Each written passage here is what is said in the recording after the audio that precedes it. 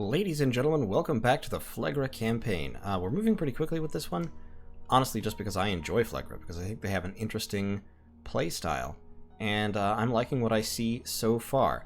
We are having trouble up here dealing with Vanheim and their much superior troops, but I'm confident that we'll be able to break through fairly quickly, just with overwhelming numbers if nothing else. We are bringing up 9 more Gigantes, another boatload of slaves. We're capturing some slaves here with Fortress Drakon. Looking at the area, Tiradir here is actually a great place to build a fort because it both has high resources and very high recruitment points, in addition to pretty reasonable population. So probably I'm going to build a fort here. Eventually I will also fort up this throne. You don't have to worry so much about thrones being sniped in single player as you do in multiplayer. In multiplayer you definitely want to build a fort on every throne you can. But this is not going to be a great unit production center, so I'll probably just end up using that fort to spam mages and nothing else. Over here, in Phlegra itself, I have gone back to recruiting tyrants because I was thinking about it. And I was thinking, you know, I've been using my capital to recruit Trophimos Oppressors, which are okay mages since they are natural communion masters. That's a nice quality they have. I'm already at the point where I could start setting up communions if I had good battle magic for them to be casting. But I can recruit Trophimos Oppressors anywhere. They're not capital only. I can have them down here. I can have them in any of my forts, of which I have several already. I can only have tyrants here. And of course, every tyrant is unit production, if nothing else. So I feel like recruiting tyrants and tyrants alone in my capital is probably honestly a better bet, at least for a while, until I have a really pressing reason to recruit something else. So, that's what I'm going to be doing. And of course I'll move these troops out, I'll move those troops out. I have this army under Asopos here. I haven't technically declared war on Ashdod yet. Eventually I will want to. I don't have many infantry left here.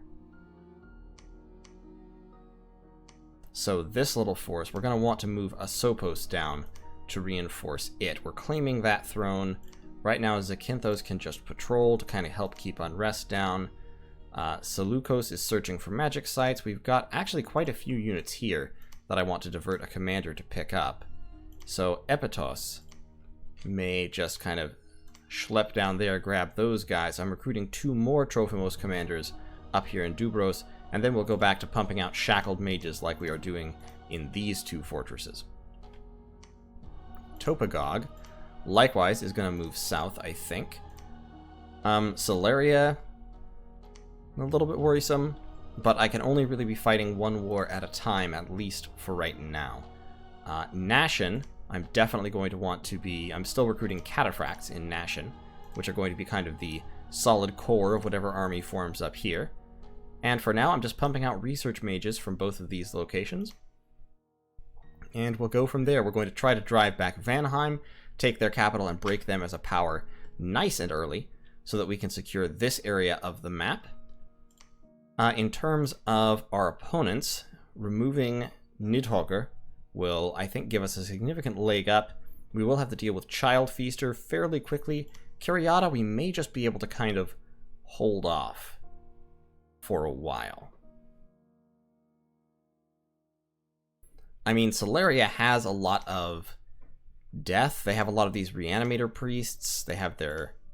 the thaumaturgs can reanimate the dead. The Solarian cultists can reanimate the dead. So they can spam a lot of crap, but it's better crap than ours because their crap doesn't rout. And they can also get these ethereal sacreds, the shadow vestals, and the lictors, which are very powerful and have these high damage magic axes. But to be honest, I'm not terribly worried about them. I mean, their troops will absolutely thrash ours one-on-one. But I mean, I spawn my troops for free, and once I get magic buffs for my troops, my power will go up by a lot very quickly. In that vein, I have changed my research here. We're getting Alteration. We're going to go up Construction all the way to level 4, and then Conjuration to level 3. Conjuration level 3 will give us Phoenix Power and Earth Power, as well as, you know, all the power spells, the buffs, that let you buff up your your magic paths and the elemental paths. After that, our next stop is actually going to be enchantment. Enchantment level 3 gives us Strength of Giants. Enchantment level 4 gives us summoning spells like Terracotta Army, but more importantly, it gives us Flaming Arrows. Flaming Arrows is a spell that most tyrants, in fact any tyrant after casting Phoenix Power, will be able to cast, and my communions will be able to cast. That will make my Heelot archers and the javelins of my Heelot warriors have that extra fire damage effect. And that will be extremely powerful since my armies will have so many missiles in them. As we go up higher, I will then have Flame Ward, which will protect my troops from fire, which will hold down friendly fire. And at higher levels, I will get, at level 6, I'll get Heat from Hell, which I can probably use. I don't know if Heat from Hell will be worthwhile for me, but one thing I will note is my Gigantes have fire resistance, and my Tyrants have a lot of fire resistance. So I could probably do worse than having Tyrants leading raiding forces of Gigantes drop Heat from Hell. And yeah, if it kills the Helots, oh well, it will also kill the enemy, or at least fatigue them out quickly so that the Giants can stab them to death. So research-wise, that's going to be my strategy. Alteration, then Conjuration, then Enchantment. Well, I'm going to get Construction in there as well. Level 4 Construction will let me forge thugging items, and it will also, of course, give me Legions of Steel, which will be a great buff for my hordes of infantry. By the time I get up to Construction 3, I will probably be able to be fielding several armies with Tyrants and or Human Communions leading them. And all it will take is 4 Communion Slaves to get a Trophimos Oppressor up to the point where he can start throwing Legions of Steel. And Legions of Steel, if we look at it, it's 40 Fatigue. If he's 3 Earth, and then buffs himself to 4 Earth, it'll be 20 Fatigue, 4 Slaves. I think they will get quadruple Fatigue, because they'll have paths much lower than his. So I'll have to make sure that I check the fatigue on those. In this game, I am definitely going to be experimenting a lot with communions, and I am definitely going to be killing some of my own communion slaves. That's just inevitable. Some of them will die, and that's a sacrifice I'm willing to make. On the plus side, Summon Earth Power will give them reinvigoration, because that will percolate down to every slave. And so by doing that, it'll help them out. In fact, if I pick out the Shackled Mages with 1 level of Earth, and then I buff them with Summon Earth Power, that'll push them up to 2 Earth, and that will help them because it will mean that their paths are only half those of the Trophimos Oppressors, so they'll only be taking double fatigue as opposed to quadruple fatigue, I think. In any case, we'll talk about that more when the time comes. For now, I think we're about ready to end the turn. Yeah, these armies are just sitting still while Drakon captures a few more slaves to add to the army. And then we will proceed. These guys are going to guard Commander, I think. I think we're going to make them his gang here. You also actually need some bodyguards. But you get crappy human bodyguards because you don't deserve giant bodyguards. So we'll put you up there where you will hopefully be safe. Okay. Wait, who's doing nothing? You're doing nothing, that's fine. You're doing nothing, also fine. Actually, you should move back to the capital, because leading giants is all you're good for. You're doing nothing, that's okay, and so are you. Okay. Okay, so we've gotten level 4 alteration and level 1 construction in the same turn. Great. We found a magic site in the Ogden Mercs. Ooh, the Statue of the Sitting God. Astral, an enchantment bonus, and increases order. I think we already had the Ancient Temple, didn't we? Yeah. No magic sites in the Deep Forest. In Akesta, lots of unrest. That's unfortunate. There is a death match scheduled in the arena. Spell casting is not allowed. Pretender gods and disciples are not allowed to compete. All participants will get to borrow a slave collar. Participants must leave now to get there in time. Interesting. Actually, to be honest, one of my Phlegra tyrants has really good odds of being able to win those. Because, especially since he can cast Iron Skin on himself, and then he can cast Temper Flesh, since I just hit level 4 Alteration. Iron Skin and Temper Flesh combined give him a lot of fire resistance and make him take half damage from all mundane attacks, plus having a lot of high protection. Oh, but wait, he can't cast spells. He can't cast spells. Yeah, spell casting is not allowed. Well, hell, if spellcasting is not allowed, then a Phlegra Tyrant can absolutely win. I mean, look at him. He's got a huge giant stat line, a lot of protection, a lot of magic resistance, and he berserks +4, so his attack skill will be hitting at 17 for 31 magical damage. Yeah, let's do that. I'm gonna send Fortress Drakon here to compete in the arena deathmatch. And we will... we'll delete his spells. We'll just set him to attack, because that's what they told him to do. So he'll go fight in that death matcharoony. I am going to have to go around and search again with people who aren't Trophimos Oppressors, because Trophimos Oppressors only search at level 1. But for shallow early game, you know,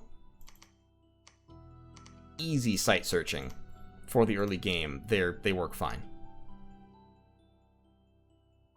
Epitos, let's move down here. I want to build a fortress down here on the Throne of Flames.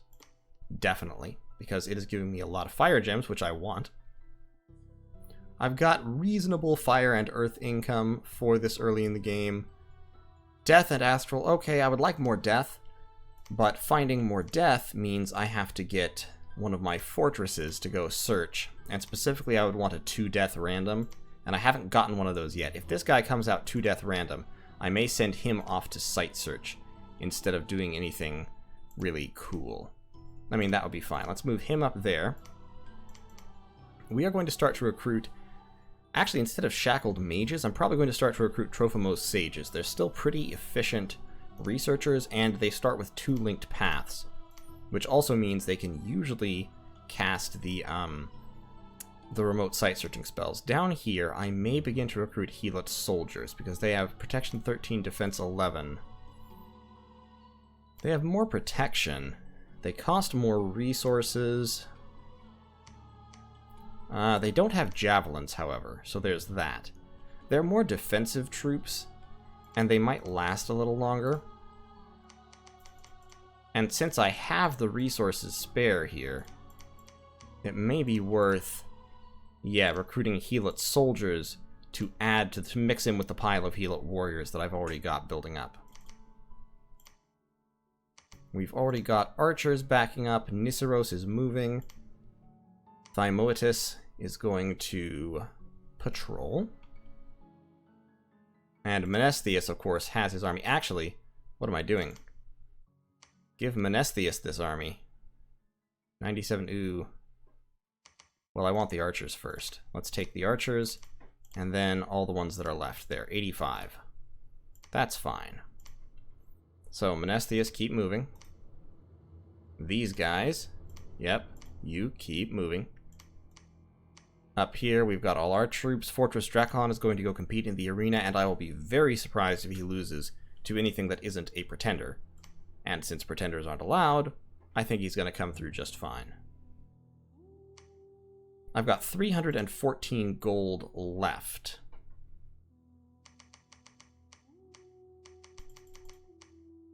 That gives me 322. What if I stop recruiting archers here? What I would like is... stop recruiting troops there for a moment. I don't really need them. And what I want is, yes, 600. There we go. Now Sperkios. Well, Sperkios is the only one who can lead them. Instead,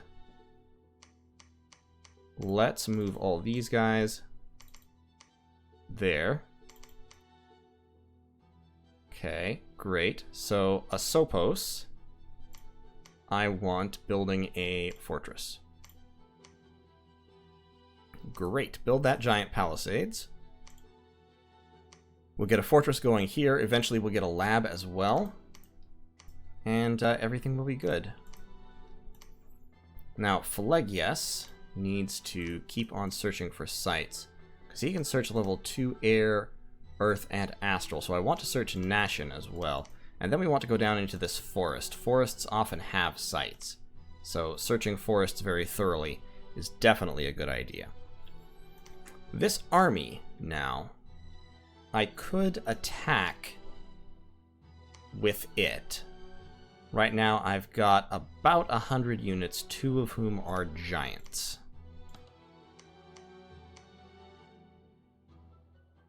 They're guarding commander. If they're in a double line and they're in a double line, that gives us... Actually, let's put them in a regular line, just to cover the field insofar as we can. Yeah, that'll cover most of the battlefield, which is great. We'll put the giants right in the middle. They don't need orders. The archers can fire at the archers. That's fine.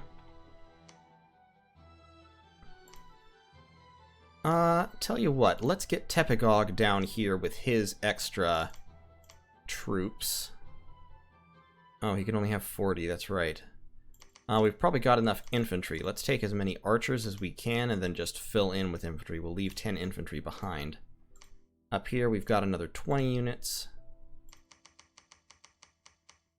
Start recruiting Heelot soldiers instead of these Heelot warriors, because we spawn enough Heelot warriors, to be honest. And, yeah, let's go with that. Give us a little bit more extra leftover gold. And we'll be able to get the fortress thing happening more reliably. One more turn. We'll get those troops up there.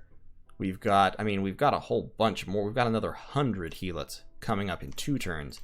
But I think waiting just one will be long enough. They'll go 75, about 150, and 11 giants. 150 infantry and 11 giants. He's already started summoning wyverns. Which are conjuration what? What are wyverns? Wyverns are conjuration 4. So he's probably ahead of us in research. Well, he might just be level with us in research. Now he's probably ahead, because he's already begun to summon them. So he's at least 1 turn ahead of us in research. Which is fine. Research starts off slow with this nation. But it is going to pick up rapidly now that I have 3 forts churning out research mages. Okay, let's see who's not doing anything. You're still not doing anything. That's still fine. What I will have you do, actually, is I will have you take these troops and patrol. I have noticed something. Phlegra does seem to generate some unrest just naturally.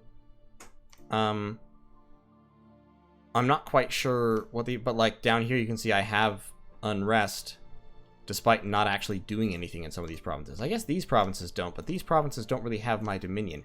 It seems like there's some kind of unrest generation linked to dominion, possibly?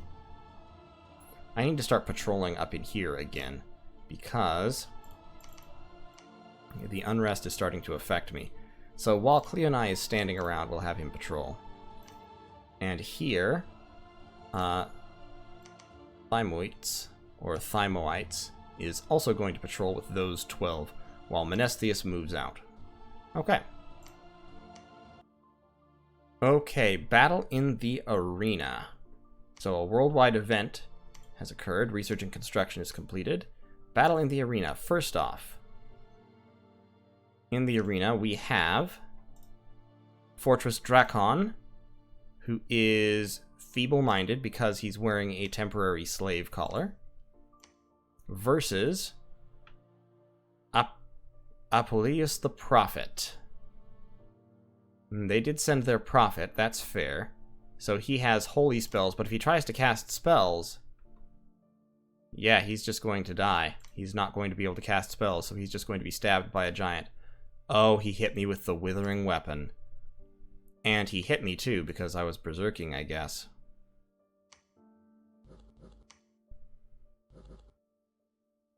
And for some reason, my stabs are not stabbing him effectively. Okay, so I got hit by the withering weapon.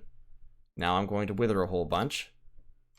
I'm still a ways away from my max age, though, so I might make it. I think I made it. Then man at Ashdod. Ah, an Adon. Okay. And a Vanhurst got killed by the Adon, and then looks like I probably also lost against the Adon. So we've got the Baal Hadad, the Adon, over here. He's got some gems, but of course he can't cast spells because he's wearing the slave collar. He is very, very tough, though. Attack 15, defense 18, hit points 46, protection just as good as mine, fire resistant. Yeah, this is pretty much the one fight that I think I will lose. So Fortress Drakon, I think your story ends here. Yeah, ooh, oof. Oof, that stab. Right at the start. I got him back with a decent hit, but yeah. Almost got him. We did weaken him. But his attack was just, his damage was high enough to blow through the Berserk protection, so Baal Hadad has won the Arena Deathmatch. Normally you don't really go to Arena Deathmatches, they're not worth much, but I felt like trying it since I had such a powerful unit.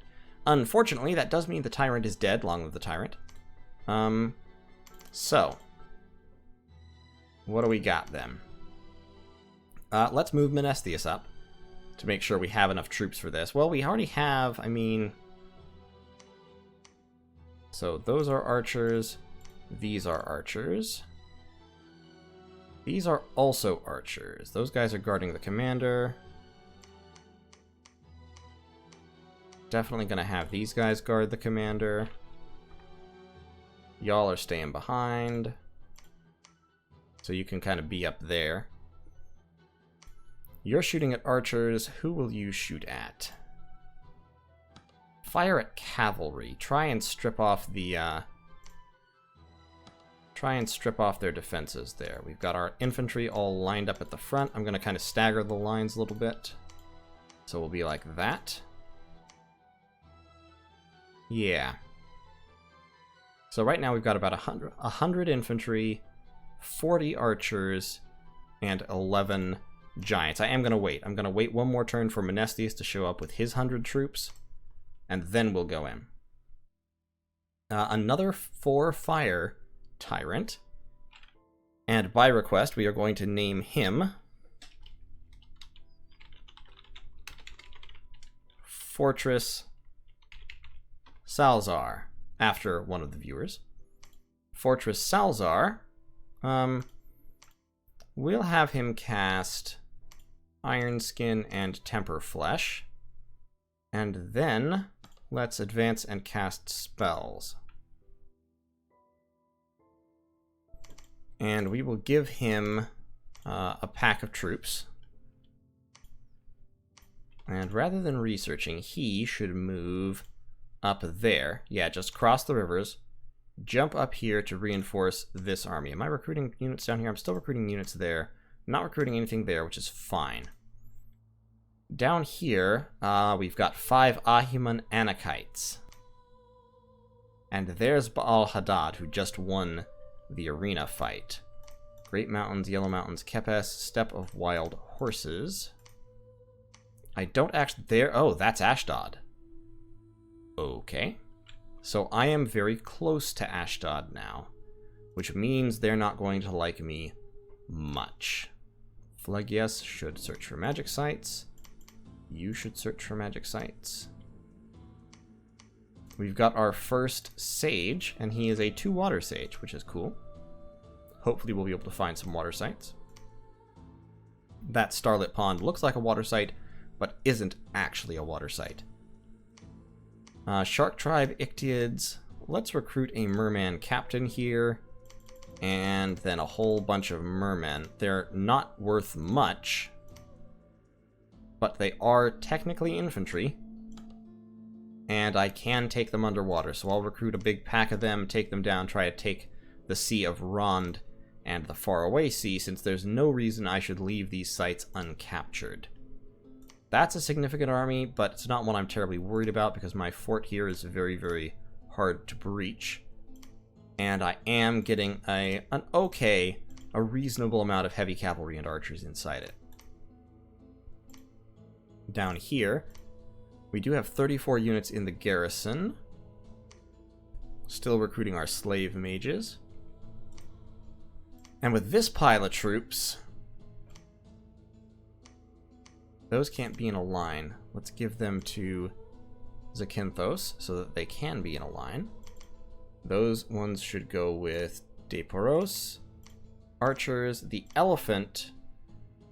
Yeah, the elephant should be in Epitos control. Because Topagog really has no reason to be associated here. Like, he's not good at things.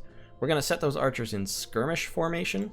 It will give them a small morale penalty, but their morale is already pretty low, and it will lower damage from arrows by spreading them out more. So, good. We're going to give him a bodyguard squad. Alright, so we've got a decent little army down here. About... what is it? About 140 units or so, including one elephant and a couple of giants. Not enough to take on Ashdod. Ahiman Anakites are probably going to rip through just a huge, huge number of helots. Like, I would need at least 30 or 40 helots per Ahiman Anakite, I think, just to give them enough meat to chop through that they couldn't quite manage to kill it all before they, I don't know, fatigue out or something. And that would depend on what their bless is. Basically, Ahiman Anakites are super, super scary. So, if I want to prosecute a war against Ashdod right now, I'm going to need to push south real hard with some troops. Fortress Prothus has been gathering soldiers here. I actually want to give those soldiers to Fortress Salzar, because he's the one who's going to be moving out.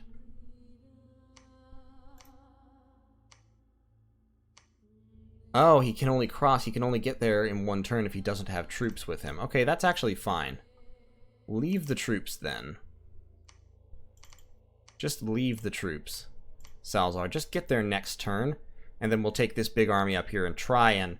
We'll make one more shot at crushing Vanheim in a very serious way. We're recruiting more tyrants there. We've got Nissaros, who can have some soldiers.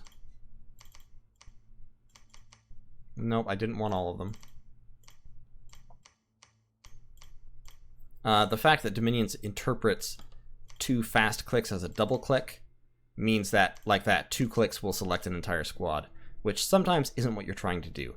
But Nissaros is going to get another turn's worth of spawns, and I'm also going to give him some... Let's give him a turn's worth of recruitment of Heelot warriors as well, just to help him fill them out. Or actually, let's give him some Heelot archers, because he's getting warriors already. Yeah, like that. And then he will take that army down here to face off against Ashdod as well. Zooks, or I can't pronounce that name, it looks Czech. In any case, this province might be where Ashdod goes. I'm hoping to kind of limit them. As long as I don't go to war with them, they might not go to war immediately with me. And if I can maintain that alignment, I could probably take this province, this barbarian province, by coming through Helmshire. And then limiting Ashdod to just a few provinces down here would be all to the good. Of course, if they head over this way, they'll probably get into conflict with Celeria, and Celeria and Ashdod fighting is fine. They can fight all they want. Okay, Topagog, move back, please. You're not needed. Yeah, that's fine, that's fine, that's fine. We're building the giant palisade there. All of this is fine. Odysseus is defending. We will get him... Actually, we'll give the Heelot archers to him, because he gives them that nice little morale bonus. So we'll give him the Helots. And let's go. Okay, we've got construction level 3. Okay, so now the first of our buff of our big buff spells is completed. We killed a scout. Excellent. Patrolling troops have killed some enemy units. Great. So, now, we've got Fortress Salzar over here. Fortress Salzar, research-wise, we don't have Conjuration yet. Okay, so I misordered this a little bit because without Conjuration, Salzar cannot cast Legions of Steel. But we can do it with a Communion. I don't want to deploy Communions yet because I'm still building up my research. I have gotten more construction. So with more construction, what can be forged? I'm up to level 3. I can forge Maces of Eruption with level 2 Fire Mages. Those are an excellent basic thugging weapon. Main Gouches of Parrying, also basic thugging weapons, that are great because they give a big defense bonus. I can forge Shields of Valor, which give Air Shield. I can forge Weightless Shields here, although I am too low level. I can forge Crowns of Lead, which give magic resistance. Those aren't important. Dragon Helmets are actually better. They give a morale buff and buff fire resistance, plus dark vision. Armor-wise, I can have the Fire Plate or the Copper Plate. The Copper Plate is interesting because basically it means the first human that stabs you dies. But I don't really need armor for my tyrants. Interesting miscellaneous items I could forge include the Fire in a Jar, which is a temporary fire gem, and of course the Owl Quill, which makes research easier. Now, I don't have any air gems, and I don't have any air income yet. The Stone Bird is also actually kind of cool. It adds 4 attacks.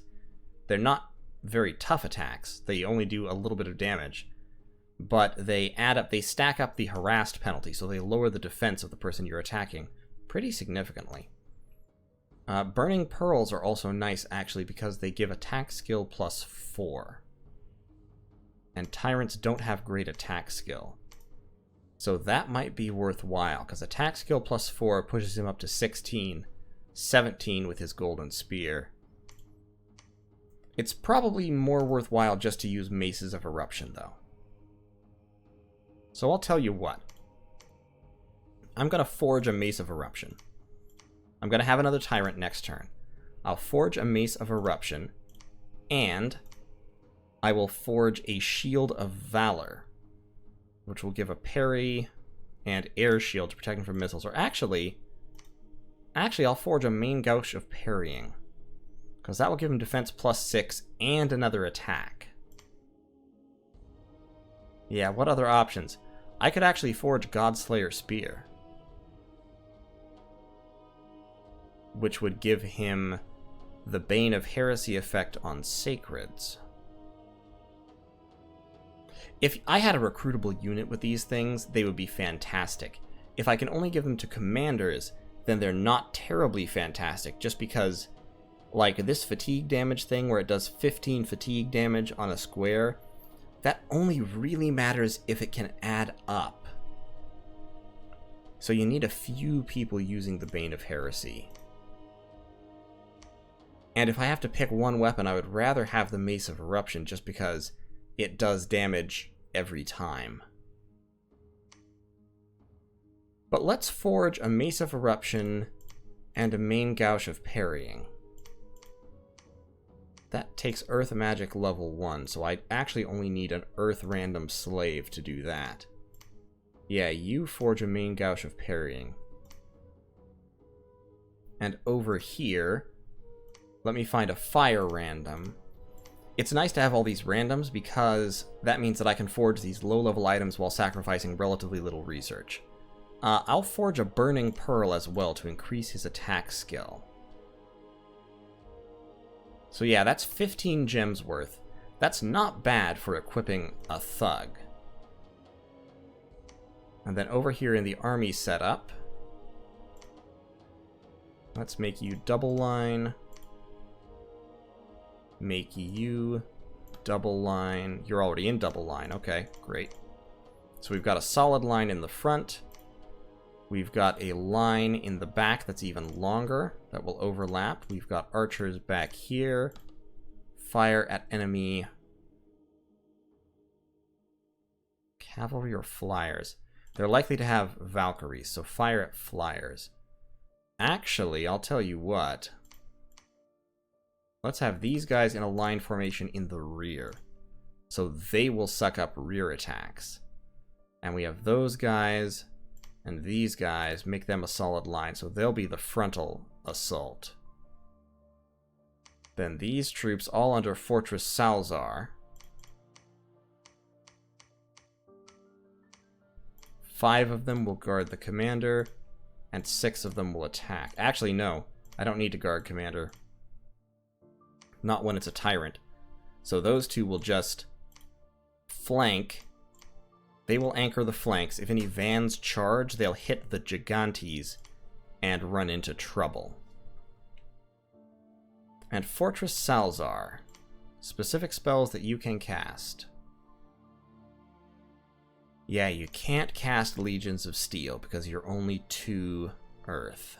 I really need to start getting some 3 Earth Tyrants. You can cast Earth Meld, though.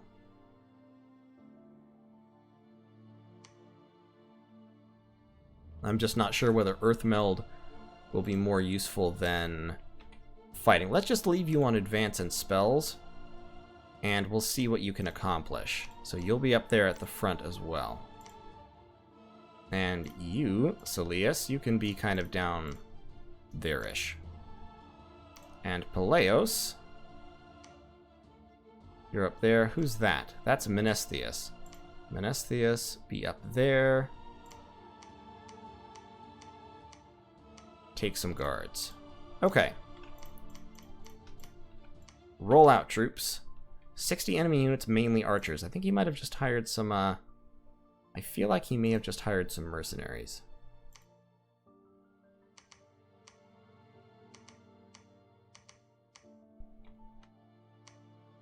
Okay, Themoites.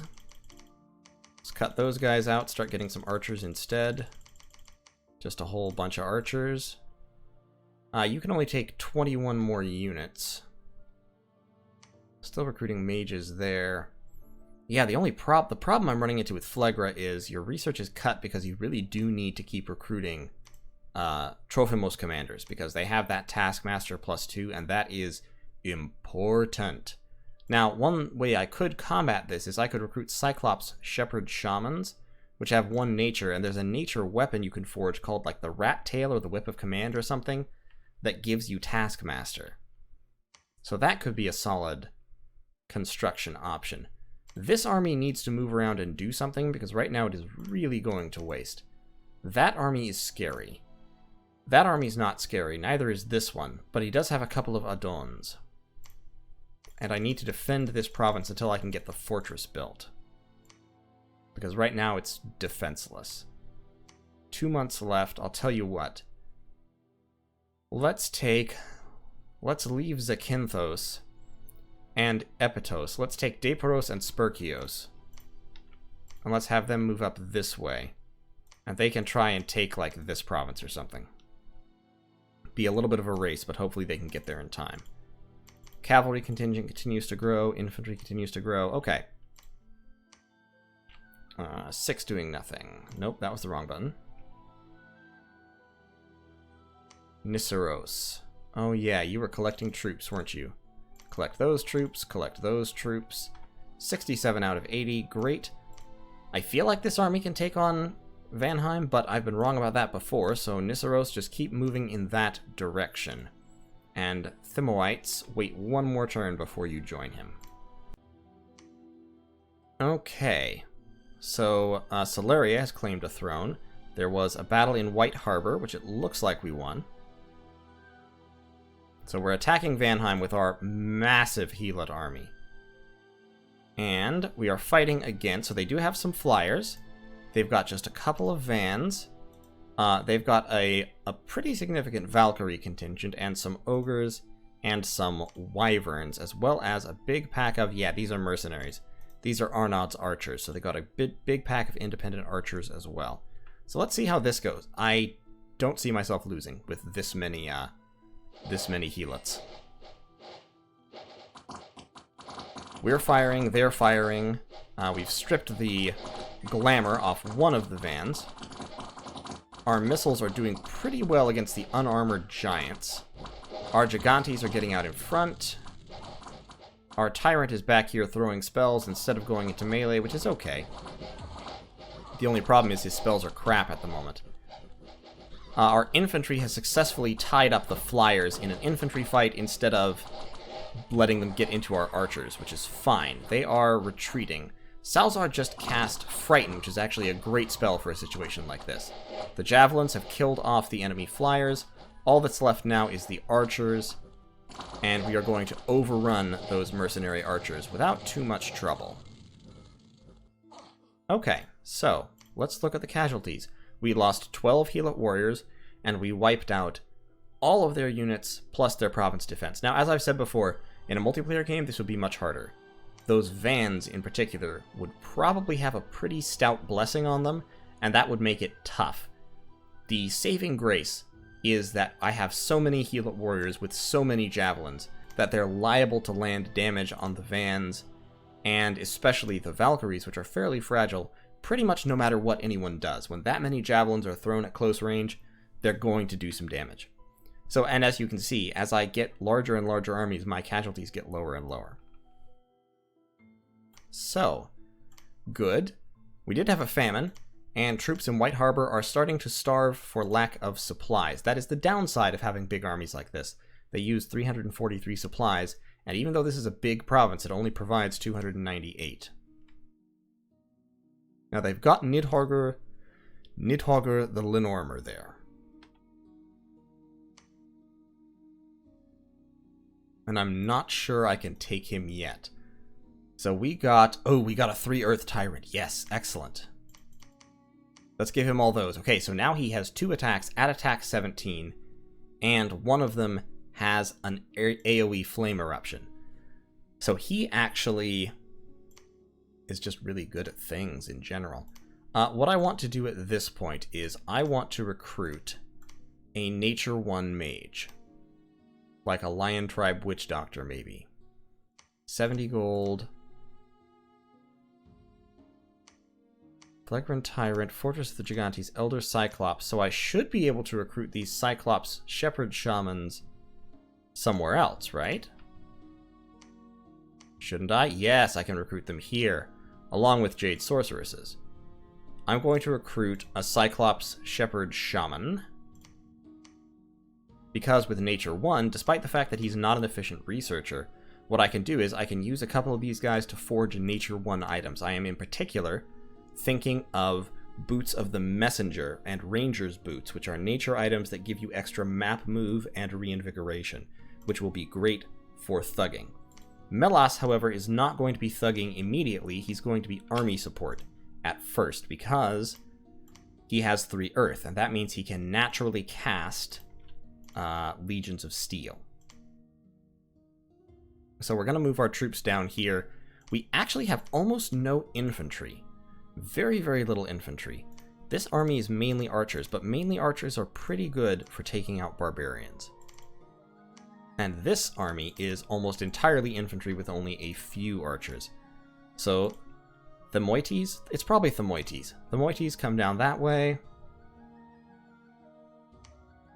You... forging black steel helmets to give to my tyrants also wouldn't be a bad idea. But they can iron skin themselves. They can just cast iron skin, so I'm not too worried about it. Axes of sharpness have armor-piercing damage. That's all that's special about them. At Earth 3, I can also forge dwarven hammers, which help me forge other things more gooder. Unfortunately, one of my Trophimos oppressors here, who is old, has gotten a disease, which has a chance of happening to old people every year. So he's going to die. I certainly don't have any way to prevent diseases.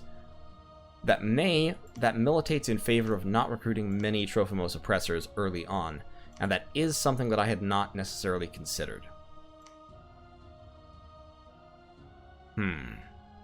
Okay.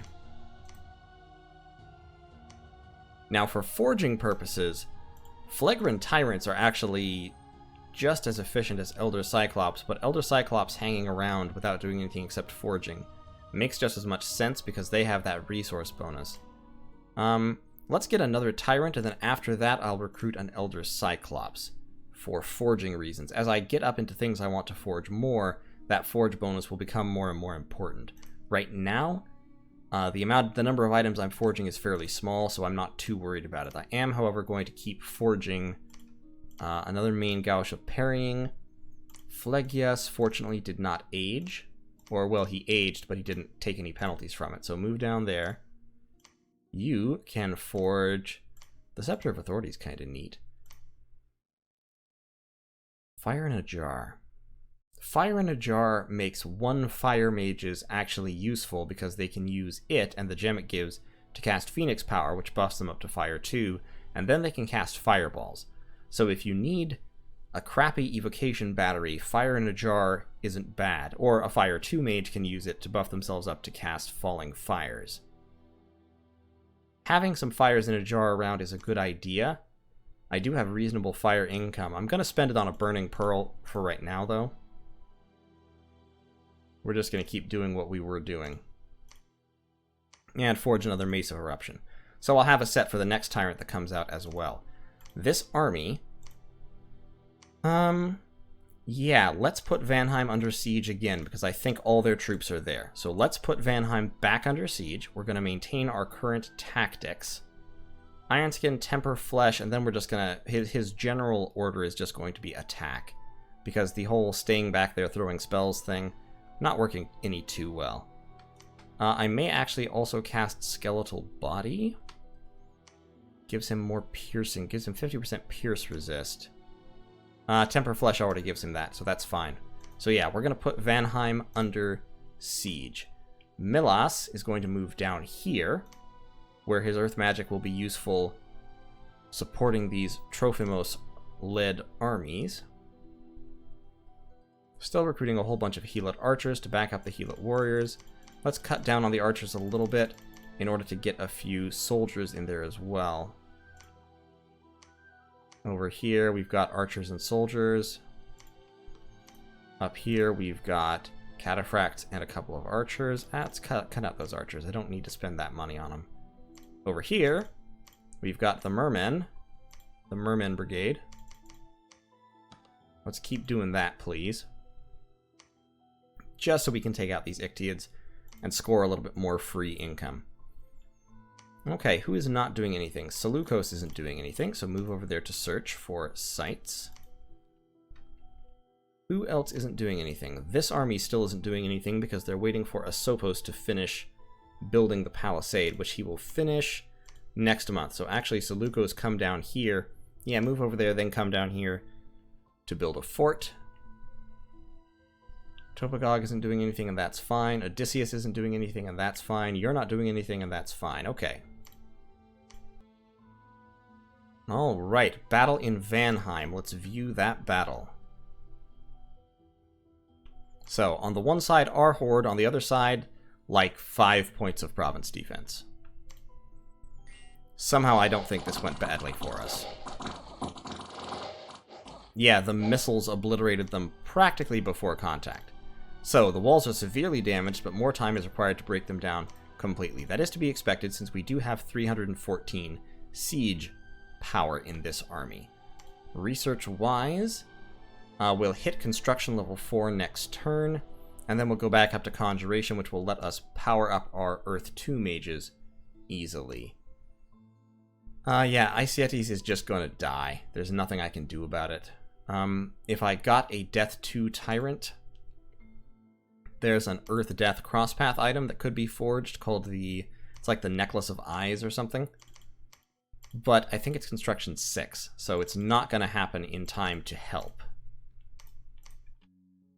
So here we have Melas, and Melas can cast Legions of Steel twice, and then he can cast Iron Skin on himself, and then he's just going to cast spells. That will actually fatigue him out. So these guys, they're going to be in a double line formation, and they are actually going to hold and attack the closest enemy, with Melas right behind them. So he's going to cast Legions of Steel twice, then Iron Skin, and then he's going to attack. Risky. How about Legions of Steel once Iron Skin, Temper Flesh? The fatigue is going to be really high. Because that's going to be 43 and he's native 3, so that'll be 5 plus 3. So 43, 8 is over 50, and then Temper Flesh will be another 5. Yeah, he'll be going into combat with like 50 fatigue. But his protection and his damage mitigation will be high enough that I think he'll be able to do it. I think he'll be able to deal with it anyway. Let's also look at the battle in Ivanmore real quick. Lost 10 of our Heelot warriors, but everything went fine. The remainder retreated. The archers killed most of the barbarians pretty efficiently. So, I think we're in pretty good shape. If we wanted to, now would actually be the time to start the war against Ashdod. Up here we've got pretty solid grip of troops. Gonna take a break right here to recruit a couple more Trophimos commanders. Get some more warriors going on. Over here we've got some troops waiting. We can move over. So the reason why I need Nature 1 is because he can forge Ranger's Boots, which give Reinvigoration. Reinvigoration at a stealth boost. The Boots of Long Strides give plus map move, and once we hit Construction 6, Boots of the Messenger give you map move plus 9. The Reinvigoration and the Forest Survival are okay for the Ranger's Boots. They're only really worthwhile on stealthy units. However, you can also give people with Nature 1 the Handful of Acorns that gives you 3 Vine Men, which is great for assassinations if you have assassins. And the Barkskin Amulet, which gives you Native Protection 10. That actually won't help Tyrants, because Tyrants already have Natural Protection 9, or in this case 12, because Earth Magic gives you more natural protection. So it wouldn't actually increase anything. But having these guys around before we hit Construction 6, having just a couple of them, will be good.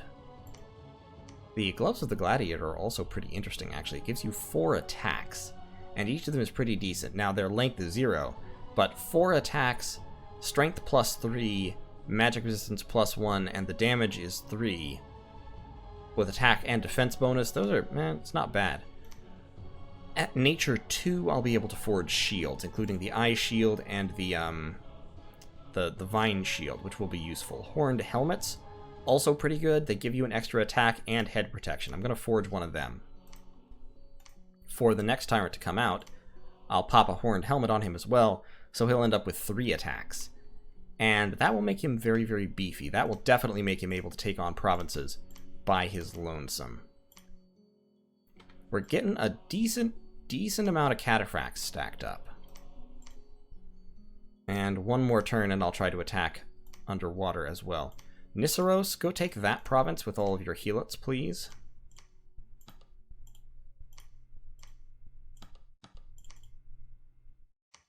Yeah, do that. Take that province away. We're besieging the fortress down. And I think we'll be able to take it. I mean, he does have his god in there, but I think we can take him. And that will give us a whole bunch of earth plus some air gems, which so far we have found 0 of. And then over here we've just got a bunch of troops lined up. I'm going to actually grab the Helot warriors and the Helot soldiers and have Topagog just patrol with them. Since I have all these troops standing around, I may as well patrol my forts with them. And these armies might want to kick off the war against Ashdod, but I'm going to hold off just to see how Vanheim goes. If I can take out Vanheim without too much trouble, I'll do it. I'll kick off the war against Ashdod. If I can't, then that will have to kind of wait for a bit. I'm going to set these guys back to research because I don't need them forging anything else right now. And hopefully I'll find some air sites sometime soon. I would love that. Actually, let's take you, before you die, have you move down here and start searching these provinces for some air sites. You've only got about 6 provinces to 6 turns before you die, so might as well get a little bit of value out of you first. These guys. Get some defense there. kick this defense up to 6 just for fun. Oh yeah, I forgot I can recruit longbowmen here. And knights, but that's not realistic because of the resources. Longbowmen might not be bad. Higher damage, higher range. Did I lose my Gigantes in Ivanmore? I lost my Gigante in Ivanmore. Okay. So Sperkios. Move up there. Just build a fortress when I have the money. And Deporos. Can you guys cross the river? Melas could cross the river. That is an army of Ictiid warriors that doesn't scare me. This army does scare me. It's 60 units, and my 65 helots definitely would not be able to take them on. But I'll tell you what. You know, I move him back over here. Then next turn, I've got a fort. I've got my fort built here. We can start recruiting those guys. Grab... What's my infantry to archer ratio? It's 100% infantry. Grab a whole bunch of archers down here. And then next turn, we can launch the attack on Ashdod with a pretty solid alpha strike. Topagog, start moving back down here. I'll tell you what, I may forge Topagog some ranger's boots if he's going to be zipping back and forth through these forests all the time. It wouldn't help him because he's taking soldiers with him, but I'm almost frustrated enough to do it. Now, I don't actually need him here because Melas can lead these troops. He can't put them in line formation, though, so they're going to hold and attack closest. That's fine. Boxes are actually more effective for being blessed anyway. Line formation, a lot of the AoE will tend to miss. But we will... Yeah, drop 1 Legions of Steel. That'll hit a bunch of them. Not all of them, but a bunch of them. And then we'll go in. And if Melas stands right in the middle there, he's very likely to hit himself with it too. Which will at least increase his Gleaming Cuirass a little bit. Won't be very relevant, but it'll be a little bit relevant. Fortress Iapetus. Let's actually forego the slaves for now. Where did I get a Helmet of Heroes from? Well, that's pretty sweet. Wait, Helmet of Heroes? I thought I forged a Ivanmore. You're forging a horned helmet this turn. I wonder where that Helmet of Heroes came from. I don't remember getting it. But hey, it's a helmet, and it gives me inspirational, so okay. So Fortress Iapetus, who also has 3 Earth, is going to move south with all these troops. Yeah, that's what we're gonna do here. Fortress Iapetus is going to do the same thing. So your scripting is, let's make that number 2 for now. 2, you all are going to fire at large enemy monsters. Actually, let's fire at enemy archers. You guys get up here around Fortress Iapetus. And you will hold and attack. Actually, let's hold and fire so that they'll use the javelins, because the javelins are the best thing about them. And then, hopefully, they'll go into melee. You're moving down here to make a lab. Great. And we're getting some more archers down there. Okay, goody, goody, goody. Things are going well. My armies are just big enough that I can afford to do all of this. My next tyrant, I'll just move down here to resume production of helots, or possibly I'll move over here to resume production of helots. Haven't quite decided. Okay, so we've hit construction level 4 and conjuration level 2. We found a magic site in Pavonia, the Copper Idol, which gives us an air gem. Nice. In Ogden Mercs, Very Ill Omen, in Cassian Forest, Lost Records of the Census. There was a battle in Spring Bay. This was us just attacking this province. with a small Heelot army. We're coming up against province defense, so doesn't look like that we had any troubles. How many javelins do they have again? 2. Okay.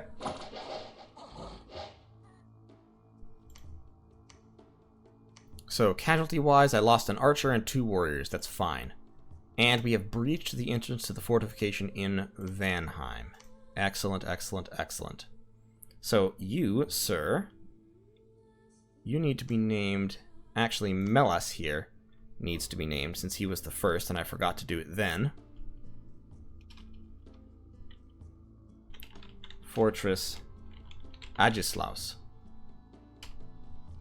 Alright, so Fortress Agislaus. And Fortress Iapetus, did I forget to actually... Oh.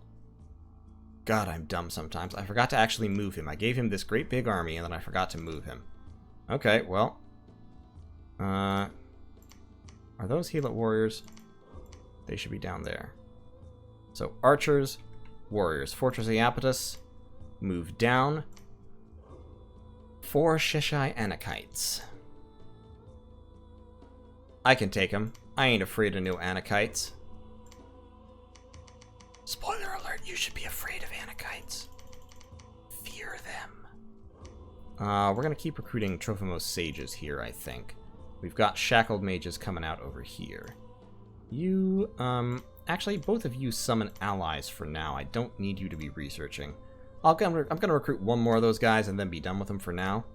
You are going to build I need 500 for a lab. 1 moment, please.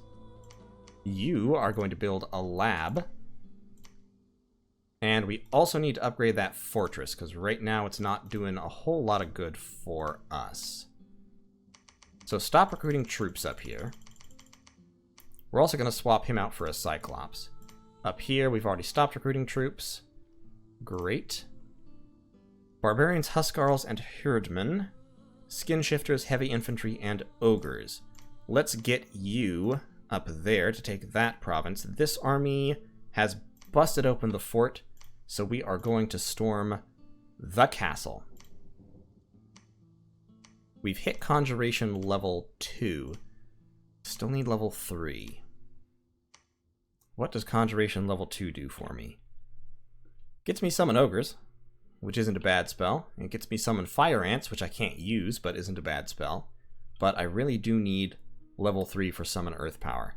At level 5, I get Summon Hound of Twilight, which are pretty solid summons. You only get 1, but they're big and they're powerful and have a couple of attacks. So that's nice. Definitely want to keep going up Conjuration a little ways. 216, I am going to hit Conjuration level 3 next turn. So after that, I'm going to go up Enchantment to... What was it? Level 4 gives me Flaming Arrows. Level 5 gives me Flame Ward. Level 5 also gives me Horde of Skeletons. Level 4 gives me Twiceborn, which could be very useful for my Tyrants. In case they die, I will at least keep them. Let's just take level 4 for now. See where that goes. You all are going to storm the castle. Let's set up here. Fortress Salazar. Yeah, Ironskin, Temper Flesh, and Attack is definitely the right move there. We're going to put you in the front lines, and we're going to have the Giants up right with you. So the Giants are actually going to go in first. Those guys in the rear. Let's shift these infantry. Shift the infantry lines back to let the Giants go in. You guard commander, since you're already there anyway. I can only have 1 commander guarding squad. I wish Salazar had some items, because if he had some items, this would be easier. As it is, a little bit risky, but I think he can do it. Iron Skin, Temper Flesh. What other spells do you have now? Nothing super useful. It's a little bit risky. It is a little bit risky, not gonna lie, but my Gigantes, I think they have... What do they have? They have the cold weapons. They have the cold weapons that my fire resistance isn't going to matter against. Do I have... I do have resist cold. Okay, yeah, throw down resist cold. You can do that for almost no fatigue, so do it. So what's going to happen is the infantry are going to get around him, and we're going to set everybody to hold an attack, because I do want him getting... Well, no, I don't. I don't really. We're going to set the giants to hold an... No, I want them to go in. I'm trying to figure out how to do this in a way that won't get Salazar killed, and will maximize my chances of winning. I am definitely going to have my archers fire at large enemy monsters, because his god is in there, and his god is a Lenormand. Okay, we're just going to do it. We're going to storm the castle. This will be the last turn for this episode. This army, with Fortress Agaslaus, is also going to go in. We've got a big pile of archers and some infantry. We've got a big pile of infantry. We've got a couple of commanders. I don't know what you're doing here because you're not helping. Move down there. And we have got a fairly reasonable army here as well. You fire at large enemy monsters. Let's see if I can take on... how many casualties it requires to take on Sheshai Anakites. That looks like there's an Adon leading them. There's a whole bunch more Sheshai Anakites down there. Oh, brother. Sheshai Anakites everywhere, as well as some Ahuman Anakites. That fortification does not have a whole lot of wall integrity. We're getting these units into the fortress to hold it. So even if everything goes totally sideways, we shouldn't lose the fort.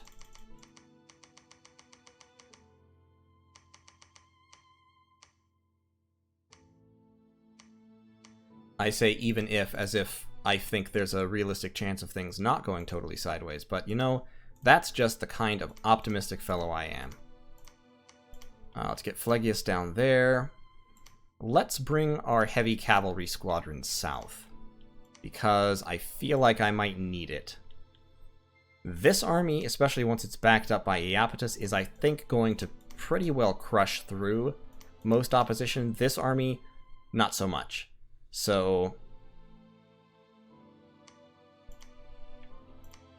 yeah, let's actually combine the two. Let's attack that way. Okay, we're gonna run one last turn here. You need to search for magic sites. I've been ignoring you, haven't I? Have I lost a turn with you? Just search for magic sites. Don't care. It doesn't matter. And army setup wise, we've got Fortress Enceladus real quick.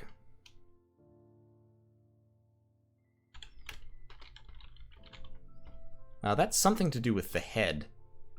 We'll give him a horned helmet, just so he has that option. And we'll move him... What does he have? He has one air random. That's not bad. Air randoms are good self-buffers. Because with air randoms, he can drop mirror image on himself. So he can go Iron Skin, Temper Flesh, Mirror Image, and Attack. And we'll forge him a couple of weapons as well.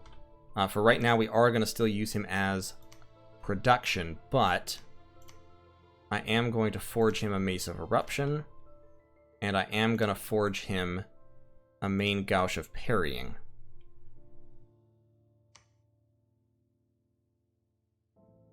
And actually, hold up, there's one other piece of equipment that I think I can forge now. Yes, the Girdle of Might, Reinvigoration, and Strength. Forge him one of those, please. Please forge him one of those. Please believe I need those. I need those like yesterday. Reinvigoration is so fantastically good, and 3 Reinvigoration would basically cancel out his 3 Encumbrance. Once he can cast Summon Earth Power, it'll get even better. Summon Earth Power is one of those spells that you just always want to cast on anyone who can cast it, pretty much regardless of what else is happening. Okay, last turn. We're going to see how Fortress Agaslaus works in combat. Probably he won't really be needed because we have so many helots swarming like 4 units. Yeah, actually, to be honest, if this army is hitting that there, I don't need this army to hit there. So let's hit this army. Yeah, that's got 7 Anakites. I might be worrying too much about Anakites, but I feel like I'm not worrying enough about Anakites. So I'm going to go down that way, where they don't have any Ahiman Anakites, only Sheshai and Amorites. And they might not even have any holy commanders, so they might not be able to bless them. So let's see how it goes. I'm surprised that Baal Hadad hasn't moved. Actually, changed my mind. I do need to take out Baal Hadad. Oh, I'm just going to have to sacrifice provinces. If he wants to come try and take provinces, he can. And there's nothing I can do about it. Let's end the turn. Okay. Conjuration level 3. Battle in Suthu. This is our little army. Charging up against some province defense. It's heavy infantry and heavy cavalry, so it might be able to accomplish something. That heavy cavalry just took a javelin hit and is now running away. And the heavy infantry is taking arrows and all that, and yeah. Cleanup crew. Okay. Lost a Helot warrior. Battle in Perenna. So, let's see if the Anakites are still here. So this is an okay army, not a great army. Big line of hoplites, 1 war elephant, some archers in the back. Against province defense, light cavalry, militia, some heavy cavalry, which is troublesome, a Rephite commander, and 1 Amorite. Okay. Okay. Not bad. Not bad at all. I think we can take this. There's no Anakites here. I think we can deal with this. The heavy cavalry are going to be a problem. The giant is actually less of a problem than the heavy cavalry, to be honest. Yeah, we got this in the bag. That Rephite commander is probably going to run, even if he doesn't. Yeah, he's running. Okay, good. So, that was Perenna. In Perenna, we did lose 5 Helot warriors, but we wiped them out. In Runia, let's see how this one went. So, we've got our army here. Lots of archers, lots of various Helots, and Fortress Agaslaus. Against... oh, they moved away. Well, never mind. I thought this was going to be interesting. Let's see how much Legions of Steel hits. So, Legions of Steel hits most of these troops here, not quite all of them. Looks like there are a few down here that it didn't hit. But the Helot soldiers go up to protection 16, and the Helot warriors go up to 12. So that's pretty significant. Once I go up enchantment, I'll also be able to throw Strength of Giants onto them, which will make them even better. And Agaslaus, once he's buffed with Iron Skin and Temper Flesh, has Pierce, Blunt, and Slash resistance, plus Natural Protection 26. He is susceptible to shock damage, so against heavy air nations, this is a bad idea. But his fire resistance is crazy. So, yeah, we wipe him out. I thought it was going to be a big thing. The Helots actually got no kills. It was all the archers. The archers killed 5 people and the rest ran. Our undefended province, White Harbor, has been conquered. That's fine. And battle at the fortress of Vanheim. So here we go. We've got a breach in the wall. We've got our giants right in front of the breach in that wall, with Salzar leading them. We've got our enormous horde of hoplites, of Helots, rather, with some more Helots in the back. Inside the fortress, we have... wow. We have a Vanadrot and a Van Hurst. So the Vanadrot is the really expensive capital-only mage. Lots of air, death, and blood. We've got some infantry. We've got another Vanyarl up there. Only one Vanadrot, or do we have 2 Vanadrots? We have 2 Vanadrots. Oh, this one has 4 air. Oh, God. And we have their god, Nidhogger. Nidhogger is extremely dangerous. Lots of hit points. Spreads death. Has a poison cloud, which will absolutely murder my Helots. Has the frost weapons. The venomous fangs. Lots of attacks, including dragon gas, which does poison damage. and just so many hit points that he'll be very, very difficult to hurt. If we lose this, it will be because of Nidhogger. And he's invulnerable. But that just factors into protection. Okay, so let's see how this goes. He's got a number of Einhirs over here, which have that +5 Berserk that makes them so crazy, crazy dangerous. And, some Ogres, some Archers, a Dwarven Smith, who have the Master Smith bonus, and some Valkyries in the back as well. He also has 2 summoned Cave Drakes. Okay, so yep, we're going to buff up Fortress Salzar here. He's summoning some lesser earth elementals. The Poison Cloud is going to hurt his own archers, and I think also his Vanadrots, which is great, if so. Yeah, that archer is already getting poisoned to death. My giants have stormed through the gap. They should be able to take on the herdmen pretty effectively. The javelins from my Helots are also cleaning up some of these troops pretty well. The arrows are focusing on Nidhogger. He's taken a little bit of damage, but not much. And the problem is his death poison. Oh, that shock damage from the air elemental is stunning my Gigantes. So the Gigantes are dying because they don't have much by way of support because all the Helots are stuck back here. So Nidhogger is going to come into the gap, and this is going to turn into a mess. The Giants can't get to him. The Helots are starting to run. I think Nidhogger is going to single-handedly hold us off. He's taken a lot of damage, though, but he's killing the Giants. And my armies are now routed. Okay, we did a lot of damage to him. We also gave him a chest wound. But Nidhogger held us off. Basically on his own strength. Like, if it hadn't been for him, I think we would have won that. So, at Vanheim, the Tyrant survived. So, good. We lost 115 infantry and archers. 33 of our archers, wow. We killed everything. Including 2 of the Vanadrots. But not the Lenormand. He was the only one we could not kill. We also lost 9 of our Gigante warriors. Retreat details. Okay, it looks like we retreated to Suthu. And we got pretty much all of our units back along with all of our commanders. Okay, excellent. We lost, but it wasn't that bad.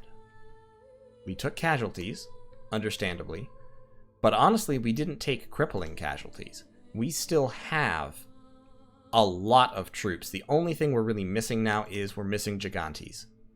I really wish we had more of those at this point, but you know what? It'll be okay.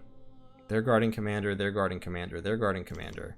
They're shooting at large monsters. Just kind of combine troops here a little bit. I don't need this many individual commanders.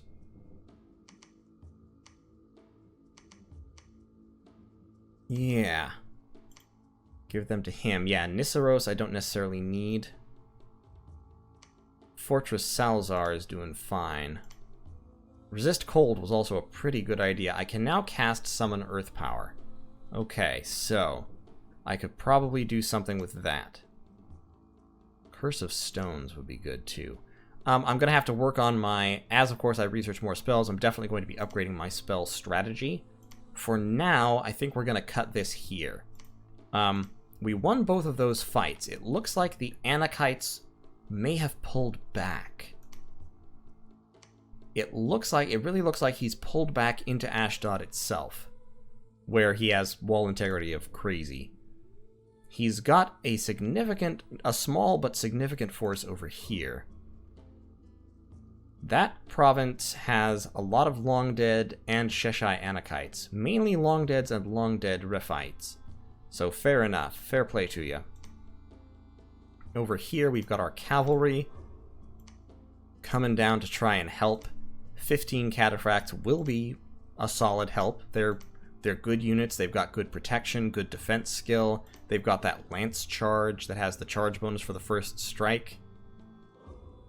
Charge bonus limited by the wielder's full strength instead of half. I'm not sure what that means. Charge bonus damage depends on the combat move and the size. Bonus damage is limited to half the strength of the heavy unit. Oh, so since it's a heavy unit, its damage bonus is their full strength, so it gets a damage bonus of 10 when they hit with the lance. That's pretty... Oh, then that means that that hits with 26 damage, which is very, very solid. Okay, I'm going to cut this episode here. We've got a couple of our tyrants leading armies down into Ashdod's territory. I feel like they can win. We've got this army that was defeated but is not out. Not out of the game. We can immediately place Vanheim under siege again if we want to. Alternatively, we can kind of do some fighting and kiting. Vanheim only has a couple of units and they don't have hardly any mages except for Nidhogger. And the issue is simply that I don't have anything that can effectively kill Nidhogger. So that's what I'm going to have to deal with. In any case, this episode has run on pretty long, so we're going to cut it there. Thank you all so much for watching, and I will see you in the next one where Phlegra will grow larger. And pretty soon here, I'm going to be seriously looking at putting some communions into combat, because my research is actually going pretty well. And I think pretty soon I'll be able to, I could take, just from this province, I could take this guy and 4 slaves to form a pretty decent communion. I've got Phlegius down here. I could take a couple of slaves with him. He would only probably need 2. And he'd be good to go. For earth and air spells, at least. Something to think about. Recruiting some Trophimos oppressors, probably a good idea pretty soon. So in any case, thank you all so much for watching, and I'll see you in the next one.